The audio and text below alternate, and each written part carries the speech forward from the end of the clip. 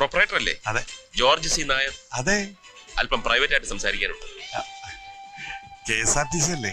Tender quotation എല്ലാം നമുക്ക് പറയാം. മുകളിലേക്ക് ഇരിക്കാം. പറ, പ്രദീപ് ഇപ്പോൾ എവിടെയുണ്ട്? ചോദിച്ച കേട്ടില്ലേ? ഈ ആയുടെ അർത്ഥം എന്താ? അമേരിക്കയിലാണെന്നാണോ അറിയില്ലെന്നാണോ? അറിയില്ല. മകൻ അമേരിക്കയിലാണെന്ന് നിങ്ങൾ പലരോടും പറഞ്ഞിട്ടുണ്ടല്ലോ. എനിക്കറിയാത്ത കാര്യം ഞാൻ ആരോട് പറയണ? എന്നോട് പറഞ്ഞില്ലേ കുഞ്ഞാടെ?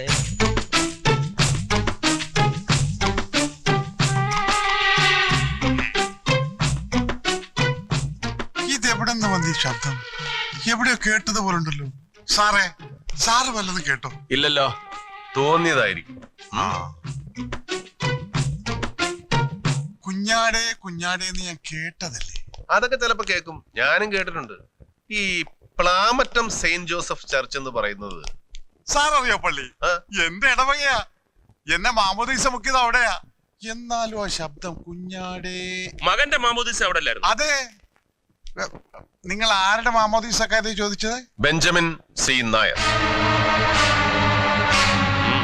മകന്റെ പേരിപ്പോ അതല്ലേ? ആ പള്ളിയിലെ വികാരിയത്തിനെ കണ്ടിട്ടാ ഞങ്ങൾ വരുന്നത്. ഏകദേശം 4 വർഷം മുമ്പ് നിങ്ങളുടെ മകന്റെ മാമോദിസ അവിടെ വെച്ച് നടന്നു. മാറ്റപ്പേര് ബെഞ്ചമിൻ, പിന്നെ നിങ്ങളുടെ നായരും കൂടെ ചേർത്ത് ബെഞ്ചമിൻ സി നായർ. നിങ്ങൾ മുൻകൈയെടുത്തിട്ടാണ് ഈ മാറ്റം നടത്തിയത്, ശരിയല്ലേ? കുഞ്ഞാട് എന്തിനാ എന്നോട് കള്ളം പറഞ്ഞേ? ഞാൻ മതം മാറി, അവൻ മതം മാറാൻ കൂട്ടാക്കിയില്ല. അതുകൊണ്ട് അവനുമായി യാതൊരു ബന്ധവും ഇല്ല എന്നല്ലേ താനും പെണ്ണുപിള്ള എന്നോട് പറഞ്ഞ? കുഞ്ഞാടേ കള്ളപ്പാതിരി, കുഞ്ഞാടേ, നീ എനിക്ക് പണി തരാൻ വന്നതാ. എന്റെ മകനെ ഞാൻ മതം മാറ്റും, ഓസ്ട്രേലിയയിലേക്കോ അമേരിക്കയിലേക്കോ കോത്താഴത്തേക്കോ അയക്കും. അത് എന്റെ സൗകര്യ. CBI എന്നൊക്കെ പറഞ്ഞപ്പോ കുറച്ച് മാന്യത ഉണ്ടാവുമെന്ന് കരുതി എല്ലാവരും കൂടി ചേർന്ന് പിരിവിനിറങ്ങിയൊക്കെയാണല്ലേ. 10 പൈസ ഞാൻ തരില്ലടാ. മതി. പ്രദീപോ ബെഞ്ചമിനോ അവൻ തന്റെ മാത്രം പ്രൈവറ്റ് സ്വത്തല്ല. അവന് നാട്ടുകാരുണ്ട്, ബന്ധുക്കളുണ്ട്, സുഹൃത്തുക്കളുണ്ട്. കഴിഞ്ഞ 4 വർഷമായി അവനെ കുറിച്ച് എന്തെങ്കിലും കേട്ടിട്ട് കണ്ടിട്ട് ഒരിക്കലും മതം മാറില്ലെന്ന് ശടിച്ച് അവനെ നിങ്ങൾ നിർബന്ധിച്ച് മതം മാറ്റി. അവന്റെ അമ്മ അവന്റെ പേരിൽ എഴുതി വെച്ച സ്വത്തുക്കളൊക്കെ ഇന്ന് അനുഭവിക്കുന്ന നിങ്ങൾ. ഒരുപാട് മിസ്റ്ററി ഉണ്ട് മിസ്റ്റർ ഇതിലൊക്കെ. അവനിപ്പം ഭൂമിക്ക് അടിയിലാണോന്ന് പോലും നാട്ടുകാർക്ക് സംശയമുണ്ട്, ഞങ്ങൾക്ക് സംശയമുണ്ടോ? 10 ദിവസത്തിനകം അവൻ നേരിട്ട് പ്രത്യക്ഷപ്പെട്ടിട്ടില്ല എങ്കിൽ കേസും മാറും, കഥയും മാറും.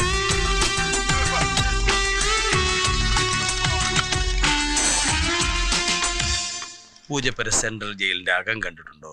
കണ്ടിട്ടുണ്ട്. എങ്ങനെ കണ്ടു? ന്യൂഡൽഹി സിനിമയില്. എങ്കിൽ ഇനി നേരിട്ട് കാണേണ്ടി വരും, കിടക്കേണ്ടിയും വരും. അത് സംഭവിക്കാതിരിക്കണമെങ്കിൽ മകനെ എങ്ങനെ എക്സ്പോർട്ട് ചെയ്തോ അതുപോലെ ഇമ്പോർട്ട് ചെയ്തേക്ക്.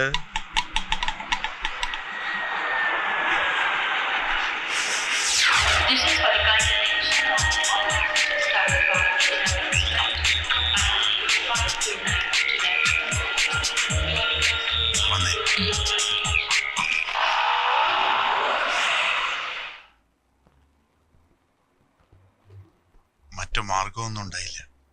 അതാ വരാൻ നിർബന്ധിച്ചത്. ഞാനത് ചെയ്തില്ലെങ്കിൽ അവർ എംബസി വഴി അത് ചെയ്യും. അത് കൂടുതൽ വഷളാവുകയുള്ളൂ. വളരെ സീരിയസ് ആണോ? സീരിയസ് ആവുന്നതും ആകാതിരിക്കുന്നതും നീ അവരെ ഹാൻഡിൽ ചെയ്യുന്നത് പോലെ ഇരിക്കും. CBI കാണുന്നതിന് മുമ്പ് നമ്മുടെ വക്കീലിനെ ഒന്ന് കാണണം, ഒരു കോച്ചിങ്.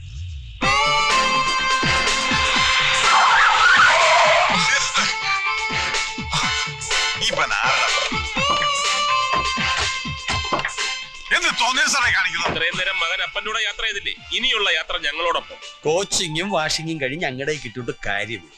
കിട്ടുമ്പോ ഫ്രഷ് ആയിട്ട് കിട്ടണം. ദാ ഇതുപോലെ. ഈശോമിശിഹായ്ക്ക് സ്തുതിയായിരിക്കട്ടെ. ജോർജ് സി നായരെ, ഇവനെ ഞങ്ങള് സ്വർഗത്തിലേക്ക് കൊണ്ടുപോവാ.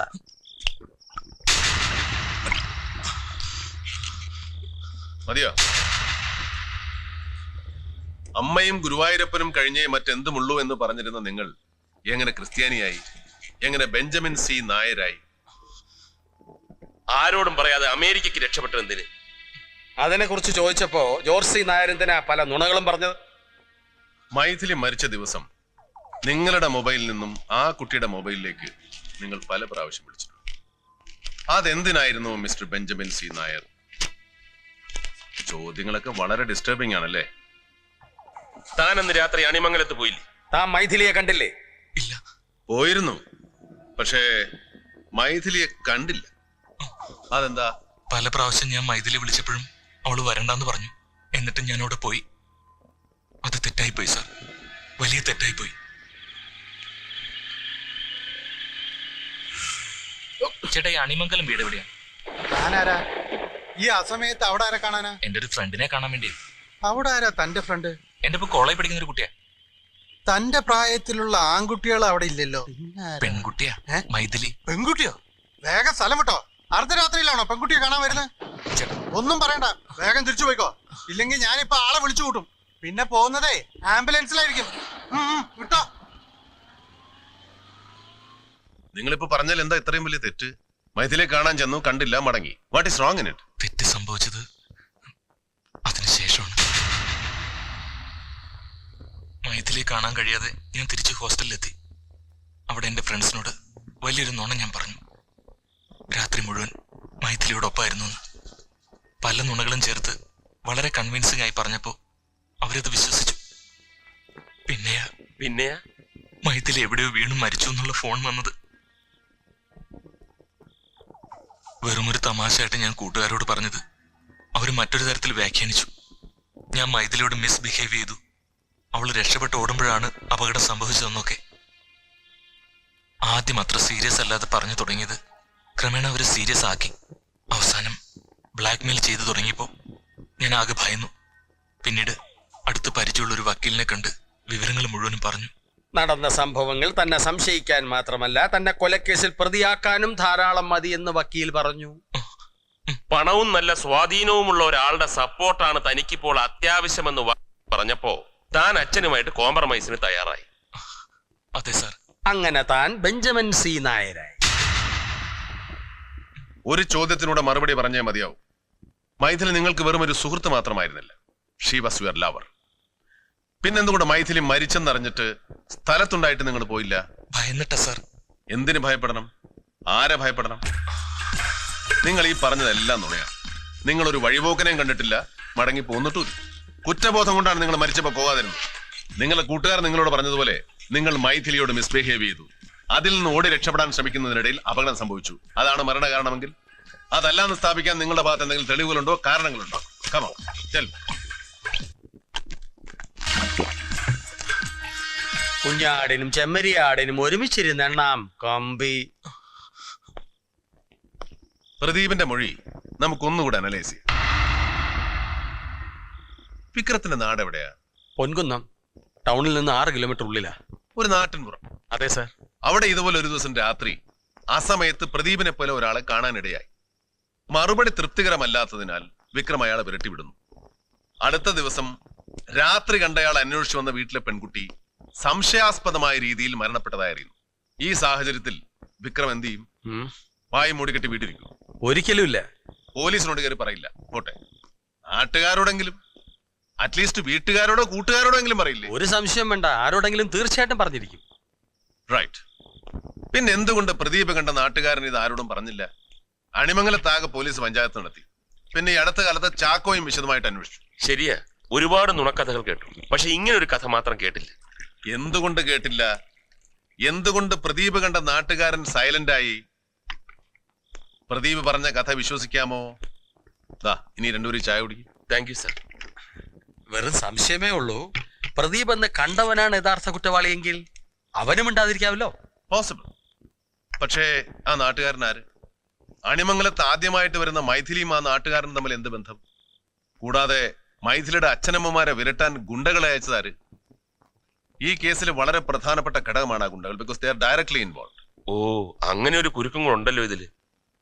സർ, ഈ പറഞ്ഞതൊന്നും തമ്മിൽ ഒരു ബന്ധവുമില്ലല്ലോ. ബന്ധമുണ്ടല്ലോ. എല്ലാം നേർവരയിൽ എത്തുമ്പോ നേരും നേർവരയിലെത്തും. അതുവരെ കൺഫ്യൂഷൻ തന്നെ. Hello, good morning sir. എൻ്റെ പേര് ധനപാലൻ, DYSP. അതെ സർ, പഴയ അണിമംഗലം കേസ്. സാറിനെല്ലാം മനപ്പാടമാണല്ലോ. എനിക്ക് സാറിനെ ഒന്ന് നേരിട്ട് കാണണം. അണിമംഗലത്തെ അന്വേഷണം കൊണ്ടുണ്ടായ ഏക ഗുണം ഞാനൊരു ദൈവവിശ്വാസിയായി എന്നുള്ളതാണ്. അതുകൊണ്ടാണോ മിസ്റ്റർ ധനപാലൻ അന്ന് കേസ് അന്വേഷണം വേണ്ടെന്ന് വെച്ചത്? അയ്യോ അല്ല, അന്ന് അന്വേഷിച്ചിട്ട് കാര്യമില്ല എന്ന് തോന്നി വിട്ടു. സർ, ഇനി വന്ന കാര്യം പറയാം. ഒരു ഇൻഫർമേഷൻ തരാണ്ടായിരുന്നു. അർദ്ധരാത്രിയിൽ കൊട പിടിക്കുന്ന ഒരു പണച്ചാക്ക് അണിമംഗലം ഗ്രാമത്തിലുണ്ട്. അഖിലേഷ് എന്നാണ് അവന്റെ പേര്. ഒരു പ്രമാണിയുടെ മകളെ കല്യാണം കഴിച്ചതിന്റെ പേരിൽ കോടീശ്വരനായവൻ. കഴിഞ്ഞ ദിവസം ഞാൻ അവനെ മൂകാംബി വെച്ച് കണ്ടു. ഒപ്പം ഒരു പെൺകുട്ടി ഉണ്ടായിരുന്നു. പെൺകുട്ടിയല്ല, പെണ്ണ്. അല്പം പോലീസ് ബുദ്ധി ഉപയോഗിച്ചപ്പം ആളെ മനസ്സിലായി. അവൾ അണിമംഗലം തറവാട്ടിലെയാ. പേര് മായ. ഈ ഇൻഫർമേഷൻ കൊണ്ട് അന്വേഷിച്ചുകൊണ്ടിരിക്കുന്ന കേസിന് എന്തെങ്കിലും പ്രയോജനം ഉണ്ടെങ്കിൽ ഉപയോഗിക്കാം. നല്ല ഒന്നാം തരം ചായ, നല്ല കടുപ്പം. സാറിന്റെ കൈപ്പുണ്യായിരിക്കും. അതൊന്നുമല്ല, പൊടിയുടെ ഗുണം. അപ്പൊ വരട്ടെ സാർ, പരിചയപ്പെട്ടതിൽ സന്തോഷം. Thank you for the information. കോളേജിൽ പഠിക്കുന്ന കാലത്ത് മായയും ഈ അഖിലേഷും തമ്മിൽ ലോക്യത്തിലായിരുന്നു. പക്ഷെ രണ്ടും രണ്ട് ജാതി ആയതുകൊണ്ട്, മറ്റേ ജാതിയല്ല, ജാതിക്ക.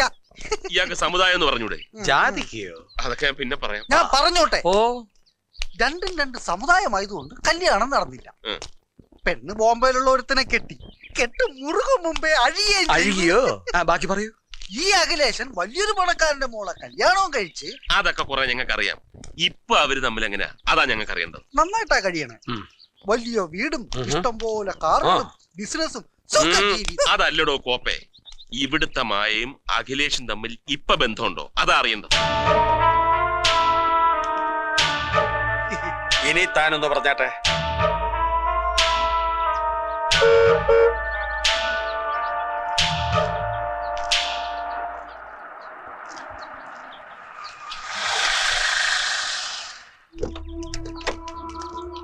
ഞാൻ ചാക്കോ. മനസ്സിലായി സാറ്. ഞാൻ വിക്രം, CBI. സാറിനെ ഞാൻ കണ്ടിട്ടില്ല. ഇനിയും കാണാം. ഞാൻ ട്രാൻസ്ഫർ ആയിപ്പോ വന്നേ ഉള്ളൂ. ഇതുവരെ അന്വേഷണം തീർന്നില്ലേ? ഇല്ല, നടന്നോണ്ടിരിക്കുക. ഇതമ്മ, മറ്റേത് മായ. എന്താ ഒരു സ്വകാര്യം? അതല്ല, സാറിനൊരു സംശയം. കഴിഞ്ഞ ആഴ്ച സാറും ഫാമിലിയും കൂടെ തൊഴാൻ വേണ്ടി മൂകാംബിയെ പോയിരുന്നു. അവിടെ വെച്ച് മകളെ കണ്ടതായിട്ടൊരു ഓർമ്മ. മൂകാംബിയെ വെച്ച് ഇവളെ കണ്ടെന്നോ? ആ, എന്നാ സാറിന് ആള് മാറിയിട്ടുണ്ട്. കഴിഞ്ഞ ആഴ്ച ഇവള് തിരുവനന്തപുരത്ത് ഒരു കൂട്ടുകാരിയുടെ വീട്ടിലായിരുന്നു. പിന്നെങ്ങനെ കാണുക? എക്സ്ക്യൂസ് മീ മായ, ഞാൻ മൂകാംബിയെ വെച്ച് തന്നെ കണ്ടത്. സൗവർണയിൽ വെച്ചോ ക്ഷേത്രത്തിൽ വെച്ചോ? അതോ ഇനി അമ്മ പറഞ്ഞ പോലെ തിരുവനന്തപുരത്ത് വെച്ചാണോ ചാക്കോ? തിരുവനന്തപുരത്ത് മൂകാംബിയുണ്ടോ? എവിടെയും ഉണ്ടല്ലോ. പല സ്ഥലങ്ങളിൽ പല ബന്ധം, പല പേരുകളിൽ അറിയപ്പെടുന്നു.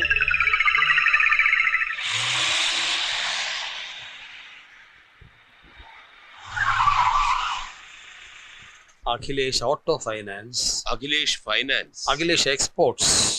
നല്ല പൂത്ത പലിശപ്പണം കാണും. ചാക്കോ അകത്ത് എന്ന് അഖിലേഷ് മുതലാളി ഒന്ന് ഡീൽ ചെയ്യും. എനിക്ക് ഈ സെക്യൂരിറ്റി ചേട്ടന്റെ സെക്യൂരിറ്റി ഒന്ന് ചെക്ക് ചെയ്യണം.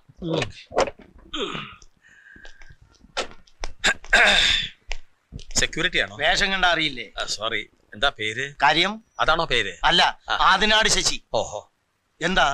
അല്ല, ഒരുപാട് കാറുകൾ ഇവിടെ കിടക്കുന്നു. കാറ് കച്ചവടമാണോ? അയ്യോ, കാറ് കച്ചവടം ഒന്നും അല്ല. CC അടയ്ക്കാത്തോണ്ട് അഖിലേഷ് മോരാളി പിടിച്ചിട്ടിരിക്കുന്ന വണ്ടികളാ ഇതൊക്കെ. ആട്ടെ, സാറെന്തിനാ വന്ന? CC എടുക്കാനോ അതോ മുടങ്ങി CC അടയ്ക്കാനോ? ഞാനൊരു വണ്ടിക്ക് ഫൈനാൻസ് എടുക്കാൻ വന്ന, പക്ഷെ വേണ്ട. അതെന്താ? തവണകൾ അടയ്ക്കാതെ വന്നാൽ എന്റെ വണ്ടി ഇതുപോലെ പിടിച്ചിടുവല്ലോ. ഇതൊക്കെ ചെയ്യുന്ന ആരാ? അതിനല്ലേ അഖിലേഷ് മോരാളി കുറെ ആളുകളെയൊക്കെ തീറ്റിപ്പൊറ്റി ഇട്ടേക്കുന്നത്. ഗുണ്ടകള്, അതായത് പൂപ്പരുത്തി വാസുവും സംഘവും. ആരായി പൂപ്പരുത്തി വാസു? പറഞ്ഞത് കേട്ടില്ലേ? ഗുണ്ടകളുടെ നേതാവെന്ന്. പൂപ്പരുത്തി വാസു ഫൈനാൻസ് വേണ്ട. ആരുടെ അവനൊക്കെ?